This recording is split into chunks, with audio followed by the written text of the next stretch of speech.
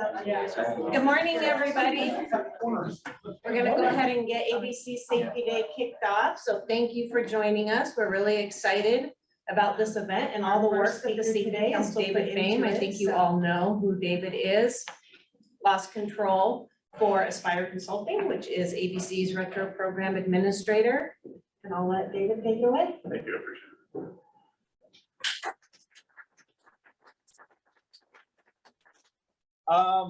Thank you for your time this morning. I know 9 o'clock getting to Bellevue is not the easiest thing to do, but I appreciate y'all being here. I recognize pretty much everybody in here, so I'm going to kind of skip the introductions and we'll just get to it. So my name is again David. I'm with Aspire Consulting, so I am the proactive side of Aspire. We have Jason and Julie in the back here. They are two of our account managers here on the west side. We have another one on the east side, and they are who you are calling if you have a claim. I am who you're calling to prevent a claim. So I work with our members to try to prevent injuries and illnesses, which is the best way to manage your workers' compensation claim, is not to have it happen in the first place. So today I want to talk about workers' compensation claims and how being proactive and reactive can affect your bottom line or your bottom line. It's funny how you look at this over and over and over and you don't see the mistakes you make. So yes, we will talk about margaritas later and how bad lines make bad margaritas, but that should be. So we are in a monopolistic state, which means, I'm sorry, I'm standing from, which means you can't shop for insurance. Your workers' compensation insurance comes through the state of Washington. I think there's 3 other states, 4 total in the United States where you cannot shop for your workers' compensation insurance. Okay, so that's just how it is. It's the cost of doing business in the state of Washington. How your insurance rates are determined, there's 3 factors. One is the type of work you do, which is your risk classification. So if you're a carpenter versus an electrician versus a roofer, you pay different insurance rates because of the risk that those tasks involve. The second would be the frequency of claims, the numbers of claims that you have or don't have. And then the costs of those claims or the severity of those claims. And that's really one I want to spend a lot of time on, because you can have a claim. It's okay. We'll cut, we'll bruise, go get it looked, get it cleaned up, get stitches. I can handle that as a safety professional. Ones we want to avoid are the soft tissue injuries that we're talking about, light duty or time lost away from work. Okay? That's what we really want to avoid. EMR. How many people, first of all, how many business owners do we have in here? Okay. You all understand what EMR is, experience modification rate or experience modification factor? Okay. It determines your insurance rates. Okay. It's a multiplier. You're going to hear it as experience modification rate, experience modification factor, EMR, they're all the same things. It's a multiplier that's used to calculate your base rates. And I say rates because a lot of the companies that we have different types of risk classifications in their company. And it's based on past performance, specifically 3 years of past performance. We'll get to that in a second. How does it work? Well, you have a base rate. Let's say you pay $3 per man hour for the type of work you do. That is multiplied by your specific EMR to determine the final rate. So you can actually pay less than $3 or more than $3. Depending on your past performance. Okay, so let's talk about some examples. The average EMR across a risk classification, if you were to start a brand new business, you'd be given the EMR 1. Okay. The average across that risk classification is 1. Okay. The one I pulled up is for risk class 507, which is roofers, basic roof work.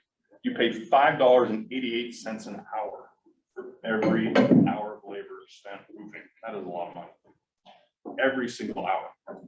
So if we took an average company of 25 employees and each employee is full-time and they're going to report roughly 2,000 hours a year, equates to 50,000 hours. Okay, understand the math? 25 employees for 2,000 hours a year. First example is you're going to pay $588. Okay, 1 times 588 times 50,000. So your annual premium is going to be $294,000. Okay, let's say you have a performance that isn't stellar and your EMR is 1.25. Your insurance rate goes up to $7.35 an hour for your annual premiums of $367,500. These are real numbers. This isn't something that's pulled out of the sky. This is real. Okay. If your performance is better and you drop below a 1, your EMR is a 0.75. Now you're paying $4.41 an hour for annual premiums of $2,2,500. So look at the difference between an EMR of 1.25 and an EMR of 0.75. One that can flip in about 2 years. That's almost what, $150,000. That's just bottom line. Those are direct operating costs. Other benefits. Oops, I'm going to skip that and come back to it. Other benefits. Not only are you going to get better insurance rates, what you're here today to pick up gets better. Your retro refund check. Because your retro refund check is determined on your performance and the number of hours you work. So if you want a fatter retro refund check, let's improve your EMR. Okay, indirect cost. Better performance equals more business. I know you, I know Greg, Dale, I know this happens to you. When you get a request for proposal, what are they asking for? Lagging indicators. Probably the most important lagging indicator is your EMR. The other two come from your OSHA documentation. Okay. Your DART rate, days away, restricted activity or lost time, or your total recordable incident rate, okay? Or your EMR. So those lagging indicators can affect the business that you get. So that's an indirect cost. Talk about employees. This comes directly out of their paychecks. These are payroll deductions. If you have better EMR, there's less coming out of their paycheck. You're going to have a happier workforce, maintain people, have less turnover, et cetera, et cetera. Those are indirect costs. The direct costs, better insurance rates, and a better retro refund check. Let's go back to this slide a little bit. Talk about how a plan year. So your plan year, we have 10 days left if you include the day in the 2022-2023 plan year. Our retro group runs from July 1st through the following June 30th of the next year. Okay, so we have 10 days left in this plan year. If we have an accident that happens tomorrow, we look at what fourth line down there. See that 7/1/22 through 6/30/23. That doesn't affect us until 2025, but it affects us for 3 years. It affects us 25, 26, and 27. Okay, so it takes a while to lower it, and it takes a while to raise it. So you can't just turn this around right away, but it pays if you continue to maintain a strong safety culture, keep your EMR down. Okay, so it skips a year. So we finish this year, skips 24, and it starts affecting you in 2025. Your experience modification rate can go only up or down a maximum of 25% in any given year. Okay, so if you have bad performance and you start to drop, you can drop back down 25%, but you can also only go up 25%. Okay. And there's some other factors in there as well. I don't want to go that rabbit hole, but you can drop back down to a 1 quicker if you have 3 years of no indemnity. Indemnity means time loss, permanent partial disability, or loss of earning power. The one we're most concerned about is time loss. Okay. I'm gonna go ahead. Question, sorry. Yep, Can you say that again? So you can get bounced back down to a 1 with. You can go to 1 quicker than the 25% drop. Let's just say you're really out of whack. I have one member that I'm working with that had 1 bad claim, and their EMR was above a 2, between a 2 and a 3. And there was a motor vehicle accident. So it wasn't even their fault. They had a pedestrian walking across in a crosswalk, hit by a motor vehicle. Their EMR exploded. A lot of this, again, is based on the amount of hours you report. Okay, so if you're a small to medium-sized company, you have 1 bad claim, it affects you greater than a large company that has a lot of premium to balance that or buffer that out. This company, this claim drops off, and they will drop back down to 1 because, go backwards here, because the next 2 plans. So this, let's just look at the very top line. Let's just say they had something happen in the 17th and the 1920 plan year that affected them in 22. It's the first year it affected. Once that drops off, the 2022 year, and they add 2025, If their next two subsequent years were clean and they didn't have indemnity, they can drop, it's called a rule 1, drop back down to a 1 immediately because they had no indemnity on those previous 2 years. So once that drops off, they go to 1, and then you start the 25% drop from there on down. Okay, so if you have a claim and it, for whatever reason, it gets bad or sticky, it pays to continue to be diligent and working hard those next plan years to get you back down to that 1 or below 1, depending on where it occurs. Go ahead. One more question. I'm Yeah, sorry. please, So thank you. Indemnity, obviously time loss, but does that also include PPD? Yes, the indemnity is time, the one we really dislike is time loss, because they're in. Again, I don't want to go too far down this because it's very complicated, but time loss is not, $1 of time loss does not equal $1 against you as far as money against retro, money against your company, because there's development factors, there's administrative fees. So I think it's a multiple of 3 roughly. Can we say that? For retro, yes. For Okay. EMR, it is 1-to-1. It is 1-to-1 for EMR, but for retro, it affects it 1 to 3. Okay, so there's extra money spent in administrative fees on and on down the line. That's really Greg's department, but time loss affects us a lot more than a permanent partial disability or loss of earning power. And we're kind of getting ahead of ourselves. The next couple of slides I want to talk about, but what can you control? Control time loss.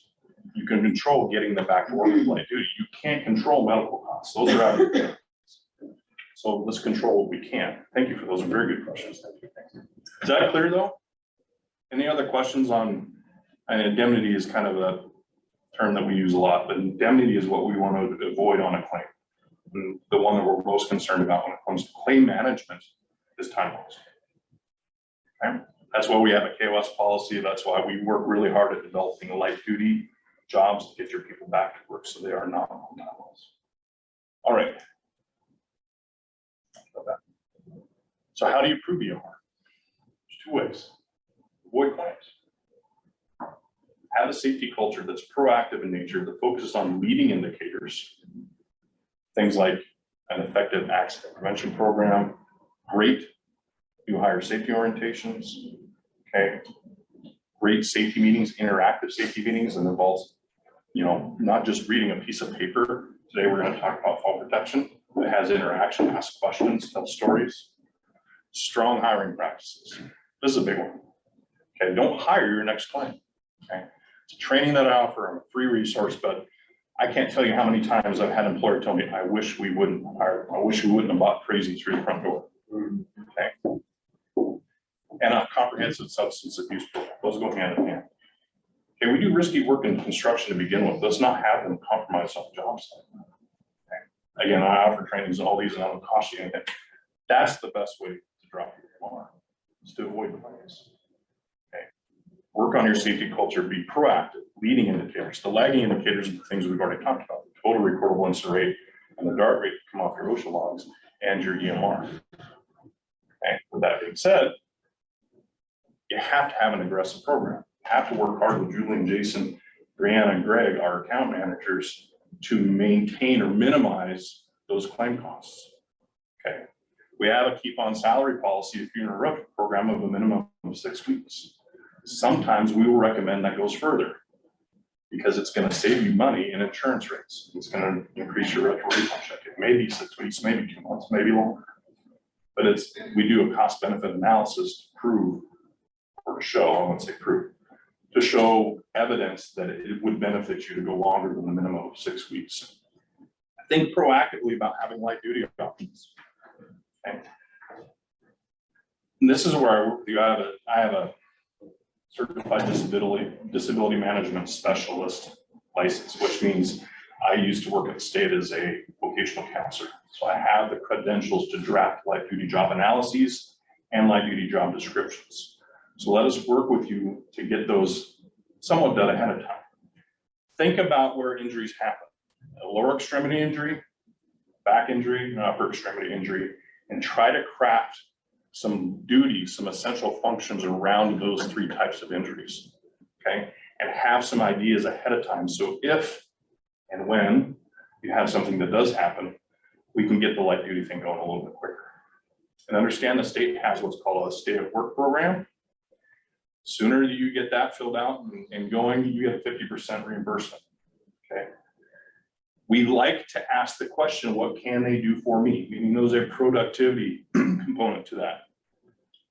We're running business, we want them to be productive. There are times when we have to ask the questions, what can they do, period. It may not be the most productive thing for your company, but it gets them back to work. Gets them off their couch, watching Netflix, streaming videos, and into your building doing something. Okay? I did put the graph up there. Have everybody seen the inverse relationship graph? Time versus, okay. It's the asymptote that goes this way.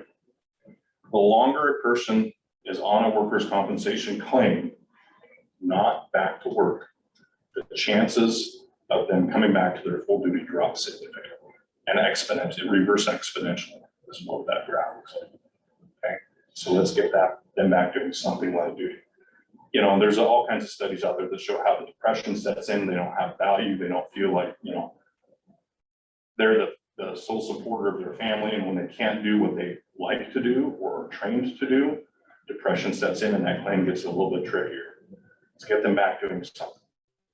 Okay. Again, it may not be the most productive, but it gets them out of their own house, which is huge. Okay. Strong communication with our account managers. You know, they're really good at what they do. They both worked, both of you, I don't know what Brianna did, but both of them worked at the Department of Labor and Industries as claim managers. They've seen behind the curtain. They know what buttons to push, when to push, and how to push.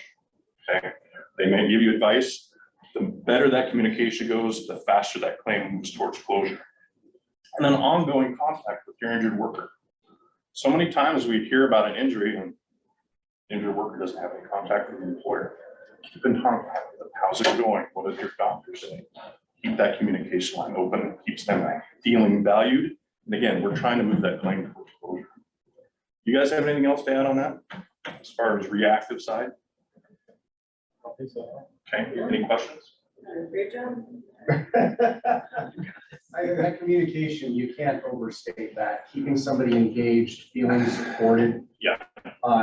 Once they start getting in their head, you've Yep. lost. I agree. And I in hindsight, when I amend this, I'll put that graph in there because it's a pretty powerful graph. You guys see that inverse relationship graph. And it's from the state. It's not something we conjured up. The state has put that out there. And, you know, you go from 1 day to 1 week, you go from 90% or 100% to 90%. And 1 week to 1 month, it goes to 75%. 1 month to 3 months, it drops to 50%. And it's crazy how fast that graph drops as far as percentage of claims coming back to their full duty. So keep them engaged. Let's try to get them light duty. Again, work with us. I can come out with some options. Okay, we'll sit down together and craft things that try to fit you best. Again, we want to have it be a productive position, but there's times when it may not be the most productive position, but it is beneficial to the client. Okay, yeah, please. Is there a recommended or best way, if it does come to the point where you do have to sever ties with the employee? Is there like a best practices? I'm gonna leave that to the account managers. I think that's a fantastic question. So, you want to go? You want to take that one? Well, you want to make sure that you're working closely with your account manager and ensure that you're not putting yourself into a position where you're painted into a corner you can't get out of. Mhm. And you also want to make sure that you're being very conscientious about, you know, if you're part of the union, what the rules are for collective bargaining agreements, things like that. And then if you do have to sever ties, then we would go through the file and make sure that this is something that we can do appropriately and how best to handle it. Just to piggyback on that also is, even if you're insulated on a workers' comp perspective, there may be exposure from an employment law or discrimination or Yes. retaliation perspective. So before you make any kind of adverse employment action like that, you just want to be thoughtful, mindful. You're never going to be able to completely insulate yourself, but you can minimize exposure, and documentation is a Yes. big important part of that. Yeah, I was just going to mention that this is a one of many very good reasons to have a strong and consistent disciplinary policy. not just for things like showing up to work on time, et cetera, but for the safety reasons as well. You know, the state uses a term called effective in practice. Make sure that your disciplinary policy is effective in practice, because if you ever were going to be investigated by the department, you have to show a pattern. You know, hey, this was our write-up, here's what happened, not for this one individual we're talking about, but for past individuals 2-3 years ago. Sure. So have a disciplinary policy that's consistent, effective in practice. And Brian, you could probably attest to this, but I always like to, I talk about this when I talk about substance abuse programs. Have a policy with whatever, let's just use substance abuse programs as the example. Have a policy that is clear in what you shall and shall not do, but have language in there that allows you to react as you see appropriate. There's a couple employers I worked with in the past that had language to say, any infraction of this policy will result in immediate termination. Well, what happens if a guy comes to you and admits that he's been addicted to his pain medications due to an injury, he's given you blood, sweat, and tears for 12 years, okay? And you have to kick him to the curb, okay? And I've heard a couple, well, you did it for him, how come you can't do it for me, type of thing. Some kid that tests positive for methamphetamine the second week on the job is gonna come back and say, well, the policy says you have to terminate with any infraction. So leave loose language, we reserve the right to, when it comes to how you want to react to an infraction of the policy, whether it's substance abuse or something safety related or some, you know, showing up no time, you know, no shows, whatever it is. Okay. Would you add to that at all? No, Okay. Yeah, I was gonna say, me and Julie, we work really well with one, and I didn't know that you can actually, give them a new job description while they're injured and give them a different pay. And Yeah. most of the time they'll say yes to it, but they will only do it for a little bit and then they'll quit. So it's no longer on you, and they quit. And that's a really good point, because every claim is different. You know, I hate to say it, there's some workers that show responsibility or are vested in seeing themselves get better, and some know how to work the system. Yeah, well, very much. And we will use different tactics depending on the circumstances, and those guys are really good. What's that? And I was just telling them, okay, some ride dolphins, that's something we had to have. Jason, do you have something? No, I think that's a good point. Every claim may have its own strategy. No one claim is the same. It may not sound like it's necessarily the most ethical in some situations, but it's because maybe we are dealing with a similar situation where they're not necessarily, they're playing the game, playing the system, and so we will do things to play back. And the other thing I was gonna add is what you're talking about here is really, it's like long-term impact. And anytime we get a new claim, that's immediately what we're thinking about, is long-term impact, right from the get-go, what happened, how long did this go on for? And the recommendations that we make generally fall in line with that 3-year period to minimize the damage done. It's always about minimizing the damage done. There's never a situation where you can completely avoid the bleeding unless the claim's rejected. So it's all about stopping the bleeding as soon as possible. Do it the way L&I wants it to be done, so that anytime you have to terminate for cause or something like that, all the bases are covered. So everything that David's talking about, just think long-term. I have a lot of claims or clients where they think short-term, it's impacting me right now, and I don't want to do this because it's going to cost me right now, but 2 years go by and they say, what happened? You know, we didn't take the actions right at the beginning, so now. Why is my EMR high? Why am I thinking, yeah, that claim happened 2 years ago, why am I still dealing with the one claim? Basically stuck where you are by that time, so. Playing that game in chess. Okay. Good discussion. Any other questions regarding, again, take a proactive approach. Prevent claims happen in the first place, but when it does happen, be aggressive.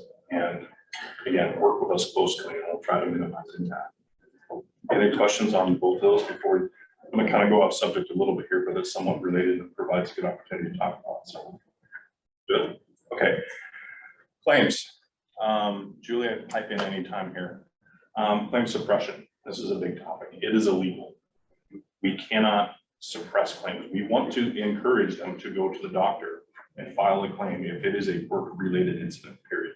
behind the story, okay? And Greg asked that I mention this as well. ABC will terminate your membership in Retro if they find out you have suppressed a claim. Because it could shut down the association, or not shut down the association, could shut down the Retro group. We are found to have known about it. So examples of that: discouraging your employees from reporting injuries, offering to pay medical bills. Hey, we'll pay for it. Don't worry about going to the doctor. We'll take care of it. I understand you have good intentions, but that's not how it works. You have to let them file a claim. Offering to pay medical bills to prevent an employee from filing a workers' compensation claim, or telling your employee to report their workplace injury as not work-related. Again, this is illegal. It is against the law. And we, as a Retro group, could lose the association or lose the Retro program within the association if it happens. Okay. Is there anything to add on those? The only thing that I would say is, even if you have an employee who indicates that, oh gosh, I'm having this twinge or this little bit of pain, I think I tweaked it, it's okay, you know, I need to be seen, but I'll just put it under my regular insurance. If they give any indication that they feel like it could be work-related, have them go to the clinic that day and follow your normal protocol. Ellen and I will adjudicate things, and if the claim gets rejected, everything gets paid for. So it's no skin off your nose for that initial visit. Yeah. But do have that happen, because there's a lot of skin in the game if it goes the other way and you pay for that. So. And there's plenty of circumstances unrelated to claim suppression that you want to encourage them to go to the doctor, because if they get medical treatment right off the bat, then things don't exacerbate worse. I've heard too many stories of, oh, it was just a cut, but then the cut gets infected. Okay, now we have a serious claim as opposed to a simple wound cleanse and closure, which would have been a medical only claim under $1,000, claim closed quickly. And now we're dealing with the infection, red lines up the arm, blah, blah, blah. So encourage them to go. Did you have? Yeah, the only thing that I would add to that, I mean, yes, and is it's not just important for the people in this room to know that. Your frontline management should also be aware of that. Yes. We need to eliminate the walk it off, wimp Yes, culture. yes, please make that a cultural piece. Yeah. I agree. And then the other thing is to be mindful of quiet claim suppression, and that would be an example, that would be something that's not intended to be claim suppression, but could have the result of claim suppression. So incentivizing no injuries on the work site. Yeah. Saying something like, hey, everybody gets a $100 gift card if we go 2 months without an injury. Well, now all of a sudden everybody's like, dude, you're gonna ruin this if you Right. file this claim, shut up. You can incentivize safety, but don't associate it with injuries. I love positive incentive programs, but I'm with you. I grew up in Southwest Washington. My dad was an HVAC contractor. We did maintenance in a lot of the mills down there. First thing you see is 523 accident-free days. You're telling me that this Weyerhaeuser mill or Norpac didn't have any accidents? No, I guarantee you that somebody went home with, and either stitched it up themselves or went to private insurance to get that done. Don't incentivize accident-free days. You want to encourage conversation. You want to encourage reporting. Incentivize behavior, incentivize behaviors. The things, hey, every time I come out here, the job site's clean, I see your ladder set up properly, you're always wearing your harness, your PPE. That's the way to incentivize the behavior, not the result. Okay, any other questions on claim suppression? Go ahead, Tony. So what if you have somebody who has a soft tissue injury, such as a sprained ankle or something, and you tell them, hey, first aid, take some aspirin, ice it, take tomorrow off the day, would that be considered a type of suppression? If you're Yeah, giving them But you're time not off for preventing that, them from going to yes. see the doctor. Yeah, I would, so you can't make them go to the doctor. Okay, I want to make sure that's clear. You can't force them to go to the doctor. You can encourage, I really think you should have that checked out. No, I'm fine. Then if you, the employer, want to say, well, why don't you take Friday off? Come back Monday and see how it is. I'm okay with that, but you want to encourage them to have it checked out. Okay, you're not encouraging them that ice and Advil is the appropriate measure to take if it goes beyond, if we have a significant injury. I mean, you can go that route, but you also want to encourage, if it continues to bother you, I encourage you to go to the clinic and have them look at it.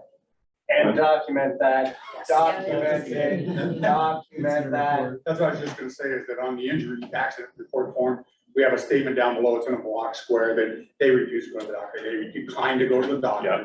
Then if it comes up later on, at least it's documented, they didn't want to go on that day, and they're covered. Yeah, So we actually have yeah, that and that's a good That segue. they signed. Yes, yes. That adds right to that document. But, you know, again, there's so many benefits to it, you know, I get it, you don't want to have a claim, I understand that concept. But you want to encourage them to get treatment as soon as possible, because what are we doing? We're moving the claim towards closure. That's what we're talking about. When we have something that happens, what is the number one goal is getting them back to their job of injury. That is our number one goal. We want them back as good or better condition prior than their accident. That's everybody swimming upstream here, but we're trying to move that claim towards closure. And that only happens once they start to get treatment, they start to move in that direction. Okay. Last thing I want to talk about is brand new, starts July 1st, 10 days. COVID claims will now be accepted and they will affect your EMR. Or like that. Realize there are 3 circumstances that have to fall into place for that to be a work-related incident. Number 1, was there an increased risk or greater likelihood of contracting the condition due to the worker's occupation? 2, if not for their job, would the worker have been exposed to the virus or contracted the condition? 3, can the worker identify a specific source or event during the performance of his or her employment that resulted in the new coronavirus? You know how hard it is to prove those 3. Okay, we're not frontline workers, we aren't healthcare workers. How did you know it didn't happen at Home Depot or Fred Meyer or Safeway, blah, blah, blah, down the line at church, okay? It is near impossible, I'm not gonna say it's impossible, it's near impossible to show that an exposure at work is 100% the reason why they happen. Okay. But just know, this goes into effect July 1st, 2023, which is the start of next plan year. And again, we skip a year, so July 1st through June 30th of 2024 affects us in 2026. If we go back to this graph, you'll see what I'm talking about right there. So the very 5th, second one up from bottom, 7/1/23 through 6/30/24, that could affect us in 26, 27, and 28. So again, I don't want to freak out about this because it is really difficult to prove that a COVID exposure happened at work. It is near impossible. You might be forcing the time loss though, right? Because you have. What's that? If you might be forcing the time loss though, they had to stay home, isolate 5 days for something to happen. Yeah, but well, we have a 6-week KOS policy. So that covers you. I mean, I would assume that they are back within 6 weeks. of exposure. So if we have a 6-week KOS policy, then we wouldn't be hitting that. But again, this is, you guys don't expect to see many COVID claims, do you? I mean, how many did we see? A handful. I mean, very, very few. Not many, and most. Most were rejected. Most were I had rejected. one that was honestly accepted. If it was the key, so to speak. Right. I honestly would not lose sleep over this. I just wanted to make sure that it came to your attention that starting this next plan year, COVID related claims, because this has not been the case. COVID related claims have been accepted. They haven't affected your EMR. Now they will start going to affect your EMR. And in the beginning, COVID claims weren't even accepted. Then that changed. Now this is the next step. But they can prove that it happened to absolutely work. And I think where we saw this a little bit was actually in the office setting, not in the field. Exactly. This was, so further evidence to encourage those who are not feeling well to stay home, especially if they're administrative setting. Okay. Yeah. So if someone does have COVID and is trying to go the route of making a claim on it, do you want to keep them on salary? In the beginning, yes. Is that how that? So I'm going to let the claim managers answer that one It because would be dependent on how they feel they were exposed to Right. COVID. Is it something where they were on a job site and they were responsible for installing HVAC in a hospital where there were patients who were also ill with that? I mean, there would be a lot of factors we'd have to consider, but initially, very likely we would have you KOS for the first. I think the best answer is to make that phone call to Julie, Jason, or Brianna right away. Yep. And they will know, again, We can talk. what to do as far as, okay, do you have, I don't know, do you get a letter? As far as, how you, again, the burden of proof on the worker, the employer to say this was a work related. That's really hard to do when it comes to COVID, so. John was on site, and he was coughing, and he tested positive for COVID, now I have COVID.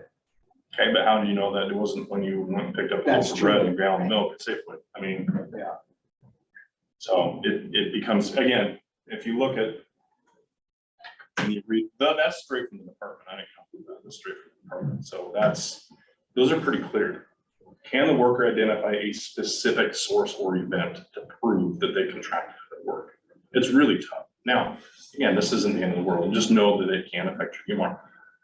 The reality is, if, okay, they get COVID and they're home for a week, they're back to work, I mean, we're talking about a very tiny little thing, so. Any other questions on that one? I just wanted to bring it to your attention that this is a change in policy. Okay, that's all I have.